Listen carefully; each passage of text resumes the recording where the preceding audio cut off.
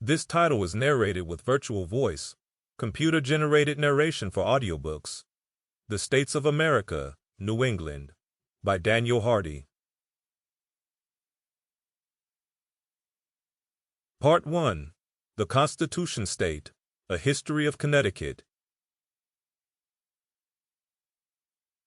Chapter 1. Before the English, Native Peoples, and Early Explorers. Long before Thomas Hooker led his congregation through the wilderness to found Hartford, before the Fundamental Orders were penned, and centuries before Connecticut earned its nickname as the Constitution State, the land between the Hudson and Connecticut rivers pulsed with human activity. The story of Connecticut begins not with European settlers, but with the sophisticated indigenous civilizations that had called this region home for thousands of years. Their legacy, written in the landscape itself, in place names that still grace our maps, and in the complex political and economic relationships that would shape the colony's earliest years, remains fundamental to understanding Connecticut's true origins. When the first European explorers sailed up the Connecticut River in the early 1600s, they encountered not an empty wilderness, but a densely populated and carefully managed homeland. The Algonquian-speaking peoples who inhabited the Connecticut River Valley and Long Island Sound had created a complex civilization based on sophisticated agricultural practices, extensive trade networks, and nuanced diplomatic relationships that stretched across much of northeastern North America. These were not nomadic hunter-gatherers, as European accounts often mischaracterized them, but settled peoples who had been cultivating the rich river bottomlands for centuries, building substantial villages, and developing political confederations that would both fascinate and frustrate the English colonists who arrived in the 1630s.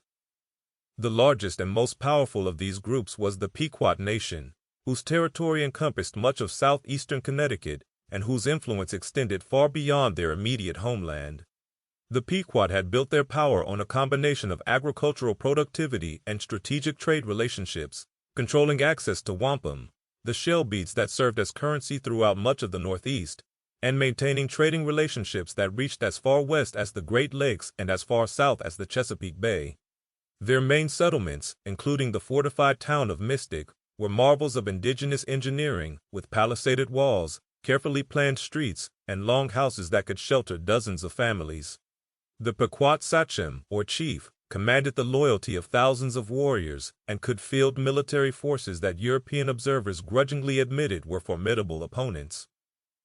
Neighboring the Pequot were the Mohegan, who had recently broken away from Pequot authority under the leadership of the ambitious sachem, Uncas.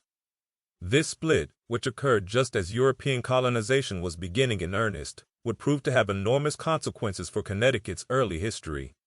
The Mohegan controlled territory along the Thames River and its tributaries, and their strategic location made them valuable allies for whichever European power could win their allegiance.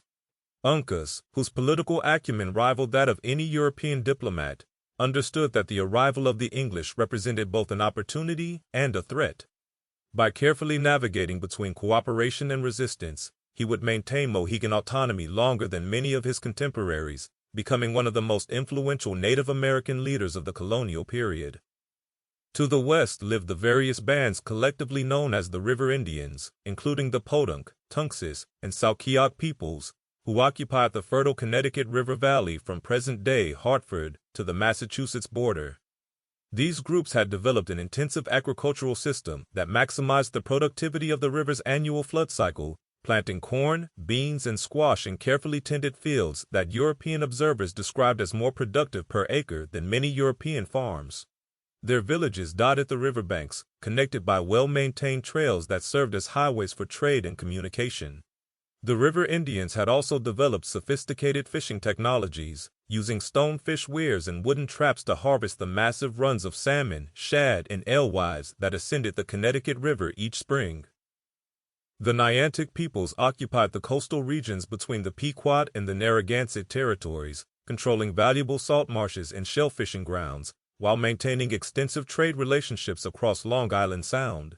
Like their neighbors, the Niantic had developed complex seasonal migration patterns that allowed them to take advantage of different resources throughout the year, spending summers in coastal villages focused on fishing and shellfishing, then moving inland for fall hunting and winter shelter. Their intimate knowledge of law. To keep listening to this audiobook, I've left you a link in the description so you can do it at no cost thanks to Audible's 30-day free trial.